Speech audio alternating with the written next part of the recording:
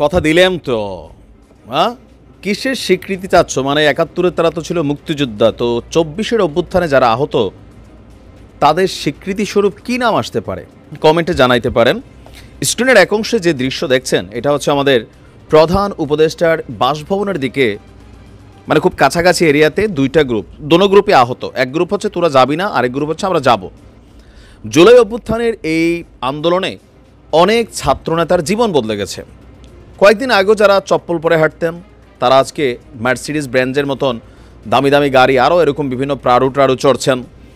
কেউ কেউ বিয়ে শাদী করছেন, নতুন জীবন শুরু করেছেন, নামি দামি ফ্যামিলিতে যাচ্ছেন, পুলিশ প্রোটেকশন পাচ্ছেন, সেনাবাহিনীর প্রোটেকশন পাচ্ছেন, আবার কেউ কেউ চিকিৎসার জন্য এখনও হাসপাতালে কাতরাচ্ছেন। তো যারা হাসপাতালে কাতরাচ্ছেন তারা প্রত্যেকেই জুলাই আগস্ট অভ্যুত্থানে আহত। কারো চোখে, কারো বুকে, কারো শরীরে বিভিন্ন অংশে তারা আপনার আহত হয়েছে ওই অভ্যুত্থান চলাকালীন। কিন্তু ৬ মাস পার হয়ে গেলেও, সারা দেশ জুড়ে ছাত্রদের মেটিকুলাসলি রাজনৈতিক দল গঠনের প্রক্রিয়া আগাই গেলেও, ডক্টর ইউনূস নিজের ব্রেইন ওইদিকে খরচ করলেও ছাত্রদের দাবি বা এই আমজনতার দাবি যে ভাই আমাদের নিয়ে কে চিন্তা করতেছে, আমাদেরকে বলছিল একটা কার্ড দিবে, সেইটা আমরা পাই নাই। ভিক্ষায় নামছে একজন শহীদের স্ত্রী, দেখছেন তো, মারা গেছে, ওই পরিবারের খবরই নাই। জুলাই অভ্যুত্থানের এই যে মেডিকেলের ইস্যুতে দায়িত্বপ্রাপ্ত ফান্ডান্ডের সার্জিস ওইখান থেকে বের হয়ে রাজনৈতিক দল নিয়ে ব্যস্ত, আসিফ তারা লাল গালিচে নিয়ে ব্যস্ত, ডক্টর ইউনূস ছাত্রদের রাজনৈতিক দল গোছাইতে ব্যস্ত। আসলে এই ফলাফলগুলোর পরিণতি কোন দিকে যাবে? এদের দেখা স্বাভাবিকভাবে যারা আমজনতা তাদের মধ্যে এই বিষয়গুলো যে কারা বেশি পাইলো কারা কম পাইলো এটার এখন ক্যালকুলেশন তৈরি হয়ে যাচ্ছে। আর আজকে যে গতকালকে থেকে তারা রাজপথে নামলো, এদের কাছে কেউই যাচ্ছে না এখন আর, কারণ দিন শেষে এসব আহতদের বেইল হবে। আওয়ামী লীগ ক্ষমতায় আসলে প্রত্যেকটারে নিয়ে জেলে ঢুকাবে, আর এই সরকার ক্ষমতায় থাকতেও এক একটা হাসপাতালে পড়ে থাকবে, পঙ্গু হবে, লাঙ্গ হবে, পাঙ্গ হবে। এছাড়া আমার কাছে মনে হয় না যে এদের কপালে আর ভালো কোনো কিছু আছে। যদি থাকতোই তাহলে কেন এদেরকে এখনও রাস্তায় নামতে হচ্ছে ৬ মাস পরেও? কেন এদের জন্য যে টাকা পয়সাগুলো আছে এগুলো দেওয়া হচ্ছে না? ফান্ডে তো অনেক টাকা, এগুলো নিয়ে হাসনাত সার্জিসদের মতন কেউ কেন দায়িত্ব নিচ্ছে না?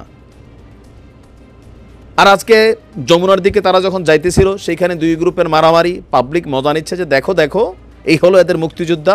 এখন এরা স্বীকৃতি চাচ্ছে, তো কি স্বীকৃতি দেবে?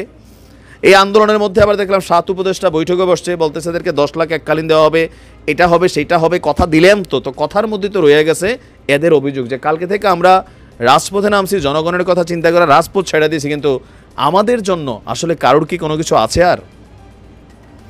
দর্শক, সুচিকিৎসা রাষ্ট্রীয় স্বীকৃতির স্বাস্থ্য কার্ড পুনর্বাসন ক্ষতিপূরণের দাবিতে বৈষম্য বিরোধী ছাত্র আন্দোলনে আহতরা প্রধান উপদেষ্টার বাসভবন আপনার যখন ওইখানে রওনা হয়েছে তখনই পথে ব্যারিকেড দিয়ে বাধা হয়েছে পুলিশের। আর এর পরবর্তী সময় এই কিছুক্ষণ আগে দুই গ্রুপের মধ্যে এখানে আইসা দেখলাম যে মারামারির মতন অবস্থা।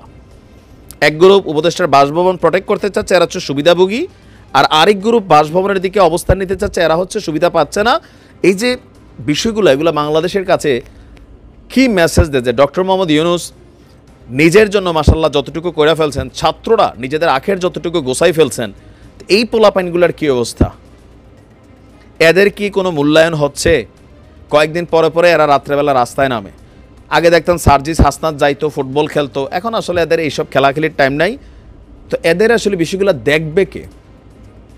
আশ্চর্য বিষয় না এটাই যে ডিম পারে হাসে, খায় কিন্তু বাঘ ধাসে। যারা এখন নেতৃত্বে আছে তাদের শরীরের মধ্যে ওই ডিবি অফিসে গিয়া যদি ওই দিন রাত্র না আসতো তাহলে এক একজন হয়তো এরকম আহত হইয়া এরকম হাসপাতালে পড়ে থাকতো, পাবলিক পাত্তাও দিত না, চিন্তাও না। আমরা জোর দাবি জানাচ্ছি যারা আহত তাদের সুচিকিৎসা রাষ্ট্র করতে হবে। আর যদি সেটা না হয় তাহলে আগামী দিনে কি ঘটে বাংলাদেশে সেটা দেখার অপেক্ষায় আছি। ভালো থাকুন।